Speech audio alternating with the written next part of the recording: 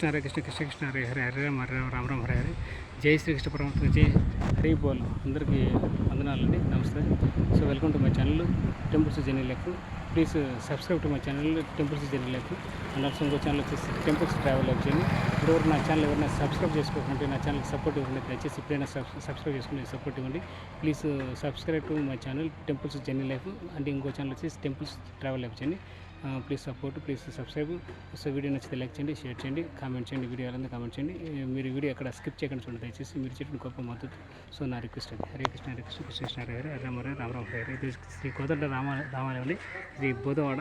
So Bodhavada గ్రామంలో దానిలో ముప్పవరం వెళ్ళేటప్పుడు దానిలో బోధవాడ వస్తుంది. సో బోధవాడలో సో శ్రీ కోదండ రామస్వామి వారి దేవాలయం. సో బోధవాడ 1/6/2006లో ప్రారంభించింది. చాలా చక్కగా ఉంటుంది దేవస్థానం.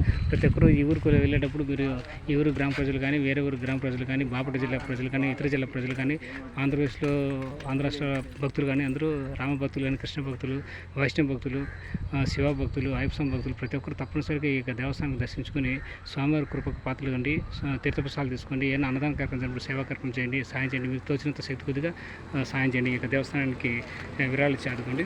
సో అది మేము చేసిన గొప్ప అవకాశం, గొప్ప సహాయం. హరే కృష్ణ కృష్ణ కృష్ణ హరే హరే హరే రామ హరే రామ రామ హరే హరే. సో చాలా ఆరుబయట చాలా బాగా విశాలంగా ఉంటుంది. సో భక్తులు వచ్చినప్పుడు బయట పక్క కూర్చోవచ్చు.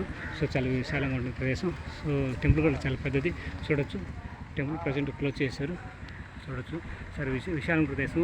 మీరు వచ్చినప్పటి కాళ్ళు చేతులు కట్టుకొని తెలుసు కదా, అన్ని వీడియో చెప్పాను. మనం దేవాలయానికి వెళ్ళినప్పుడు శుభ్రంగా ఉంటాము, స్నానం చేసి.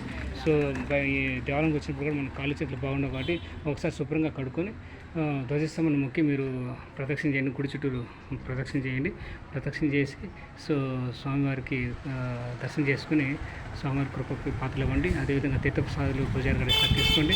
సో అదేవిధంగా మీకు తోచినంత సహాయం ఈ యొక్క దేవస్థానానికి శ్రీ కోదండ రామాలయం దేవస్థానానికి మీకు తోచినంత సహాయం వస్తు రూపాయన కానీ, ధన రూపాయన కానీ, సో వెండి బంగారు ఇలాంటి ఏదైనా సరే ఈ యొక్క దేవస్థాన కమిటీ కానీ, అధ్యక్షులు కానీ, ధర్మకర్తలు కానీ, ప్రధాన అర్చకులు కానీ సంప్రదించి వారికి ఇచ్చి మీకు రసీదు పొందండి. అప్పుడు దేవస్థానానికి పూర్తిగా చెందుతుంది. సో మామూలుగా లేకపోతే మీరు హుండీలైన మీ యొక్క భక్తులు ఇచ్చేటువంటి కానుకలు హుండీ ఉంటుంది. హుండీలు అనేసి మీ యొక్క కానుకలు కానీ, మొక్కుబడులు కానీ హుండీలేసి దేవస్థానానికి విరాళాలు ఇవ్వచ్చు. అది మీ ఇష్టం.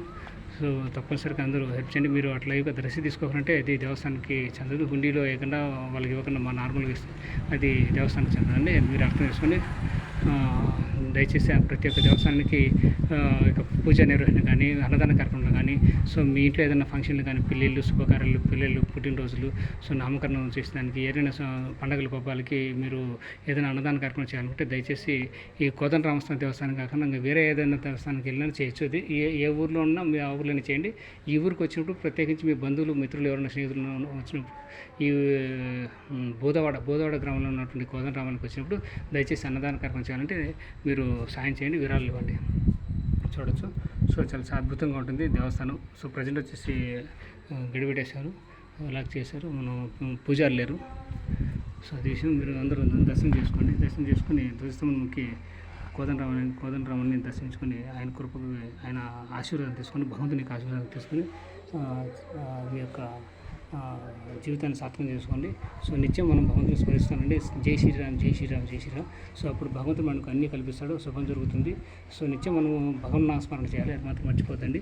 సో హరే కృష్ణ కృష్ణ కృష్ణ హరే హరే హరే రామ రామ రామ హరే హరే. అట్లా భగవన్ నామస్మరణ అట్లా జై శ్రీరామ్ జై శ్రీరామ్ జై శ్రీరామ్ నిత్యం పఠిస్తుండండి. నామస్మరణ అనేది చాలా ముఖ్యం ఈ కలియుగంలో. తప్పకుండా మీరు ఈ కోదండ రామస్వామి దేవస్థానానికి దర్శించే స్వామివారి కృప పాత్రలు కండి. మీకు వీలైతే మీ శక్తి విరాళాలు ఇవ్వండి. హరే కృష్ణ కృష్ణ కృష్ణ హరే హరే రామ రామ హరే హరే. జై శ్రీరామ్ జై శ్రీరామ్.